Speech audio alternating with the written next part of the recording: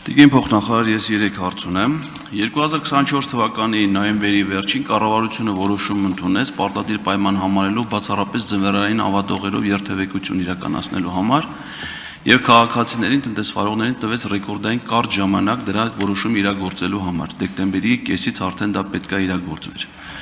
Դուք ինչ ձևով եք ապահովել այդ որոշման իրականացումը, հատկապես հանրային սուբյեկտների կողմից, մասնավորապես Երևանի տրանսպորտի կողմից, որովհետև փետրվարին ընդամենը ձմռան ընդամենը 1 օր ձյուն եկավ Երևան քաղաքում եւ երթևեկությունը պարալիզացվեց, ավտոբուսները կանգնեցին, որովհետև Երևանի քաղաքապետարանը չէր փոխել անվադողերը ձմեռային անվադողերի։ Օրինակ դուք որոշումներ կայացնելուց առաջ ընդհանրապես նախնական քննարկում եք, թե տեղյակ չեք լինում, որ հնարավոր է ձմեռը ձյուն գա։ Երկրորդը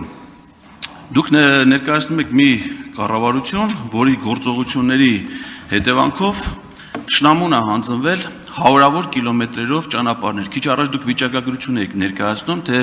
քանի կիլոմետր ճանապարհներ են վերանորոգվել, կահավորվել, գծանշվել եւ այլն։ Կարող եք ներկայացնել վիճակագրություն, թե ձեր կառավարման շրջանում 2020 թվականից հետո քանի կիլոմետր ինչ նշանակության ճանապարհներ են հանձնվել թշնամուն։ Եվ երրորդը Դուք